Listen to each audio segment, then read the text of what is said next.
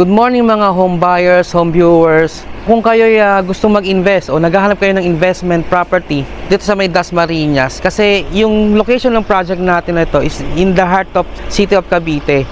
At napakaganda nung location. Tulad nitong bahay na papakita namin sa inyo, yung house tour namin sa inyo, ito yung 2-story single detached na meron tong 2 bedroom, 2 toilet and bath. At yung lot area nito is 96 square meter. Tapos yung floor area niya is 63.30 square meter. So meron tayo ditong service area, 1 carport and balcony.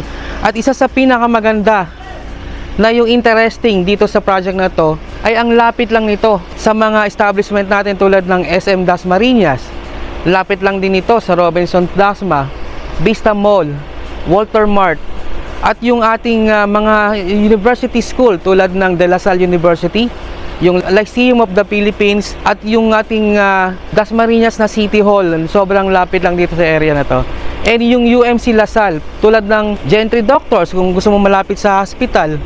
And isa pa, yung accessibility ng project na to, kasi kung ikaw ay taga Metro Manila, sobrang lapit na, sobrang bilis na lang biyahe.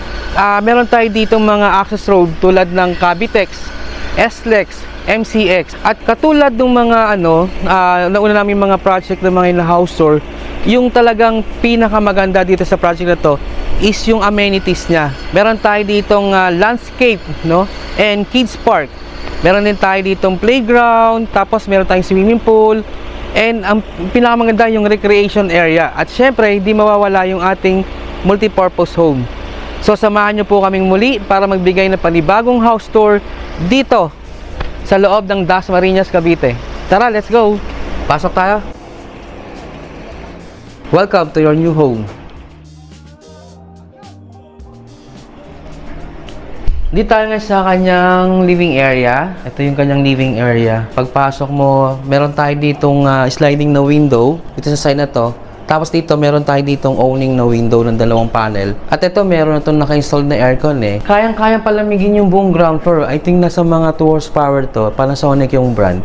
So, ang design, ang propose natin dito, split type na aircon. Itong isa dress-up unit.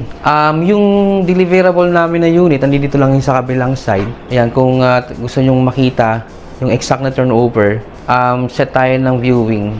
So, ito yung kanyang TV, tapos meron siyang naka-install na divider dito. And dito yung kanyang dining area. Kasya yung 4-seaters, no? And ito, yung access niya, papunta dun sa kanyang lanay area. Naka-sliding na tayo dito. And check niyo yung kanyang kitchen area.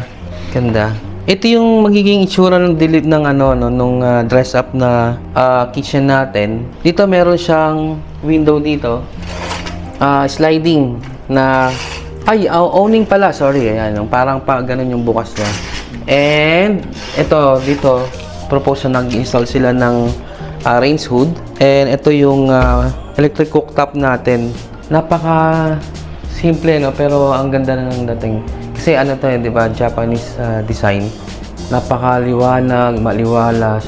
Ang lamig sa mata tingnan. Tapos yung flooring natin, tiles yung ginamit natin na light brown. Ito yung kanyang toilet and bath dito sa ground floor. Check natin. Dito meron siya dito na owning na window dito sa area na to. Tapos ito, nilagyan niya ng partition yung kanyang shower area na sliding. Tapos meron din dong nakaabang na para sa ating heater, hot and cold. American Standard yung brand ginamit natin dito sa kanyang mga pictures dito sa kanyang toilet and bath. And ito yung access niya papunta doon sa kanyang service area. Ito yung position ng ating rep dito sa kanyang side na to. And dito, yung space na to, nagamit pa natin, parang pwede siyang office kung kayo work from home. Sakto dito sa area na to. Tapos yung ilalim ng ating stairs, pwede pa natin gawing lagayan o manggamit. Or pwede nyo siyang i-enclose as storage. At least meron pa tayong space dito. Tingnan natin yung second floor.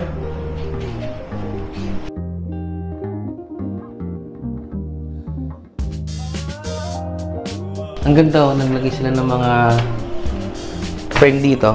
Yung stairs natin, space naman malaki. And yung ating steps, solid na cement. Tapos nilagyan ng tiles sa ibabaw. Meron tayo ditong glass panel para sa ating sunlight. Dito sa second floor, meron tong dalawang room, ito, unahin ko muna itong pinaka master bedroom niya. High ceiling naman tayo, no? Tapos pwede kang maglagay ng chandelier doon. So pag akyat mo, dalawang room and yung kanyang common na toilet and bath. Unahin muna natin yung master. Sa master ito, nag-install na siya ng wardrobe niya, closet.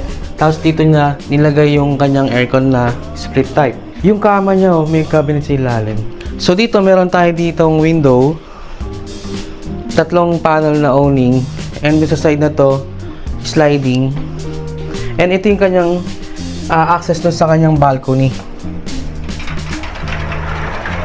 Check niyo yung balcony. Laki ng space ng balcony niya. Kita niyo yung area. Nice. Check natin yung kabilang room. Ganda ng pagkaka-setup nung kanyang dress up. Yung kama. Maluwag naman yung space ng second floor eh. So ito yung second room, pang kids room.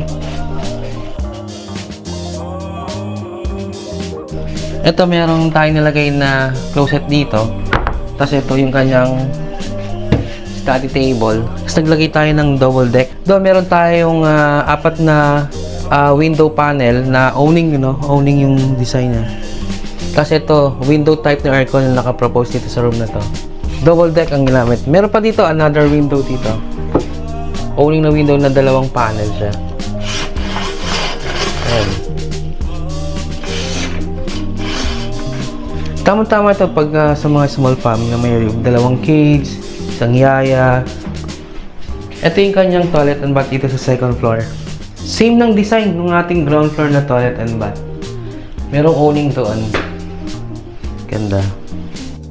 Recap lang natin yung details nitong house na to. Ito yung 2-story single detached na meron tong 2 bedroom, 2 toilet and bath. Yung lot area nito 96 square meter. Tapos yung floor area 63.30 square meter. Yun, no? Again, provision to for 2 bedroom. Tapos provision for 2 toilet and bath. So meron tayo ditong service area and meron din tayo ditong isang carport. Tapos yung balcony natin, no?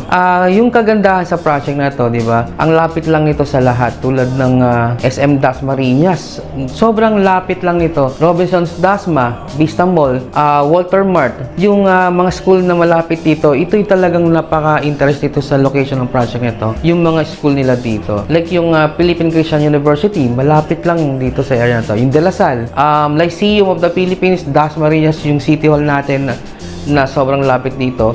Yung UMC na La Salle, dito rin. Gentry Doctors. At yung accessibility nito doon sa mga major road natin, lalo kung taga Manila ka o taga South ka. Kasi ang lapit nito doon sa mga highway natin tulad ng Cavitex. And then yung SLEX, di ba, papuntang South. Yung MCX din. Yun. So, kung kayo po ay interesado dito sa project namin na ito dito sa Dasmariñas, so, andyan yung aming contact number. And set tayo ng viewing. Pre-viewing naman tayo. And I'm sure naman na hindi kami mapapaya dahil sa sobrang ganda ng project na to. Kung bago ka pa lang sa aming channel, huwag niyong kalimutan na mag-like, mag-subscribe, and pa-share na rin po ng aming mga videos. And don't forget po, pa-hit ng ating notification bell para lagi kayong updated sa mga bago naming house tour. And by the way, my name is James De La Rosa.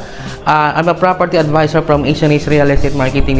Thank you so much again sa pagsama at pagpapanood nyo ng aming vlog na ito, yung aming pag-house tour dito sa house na ito, dito sa Dasmariñas. And thank you for watching. See you on my next house tour vlog.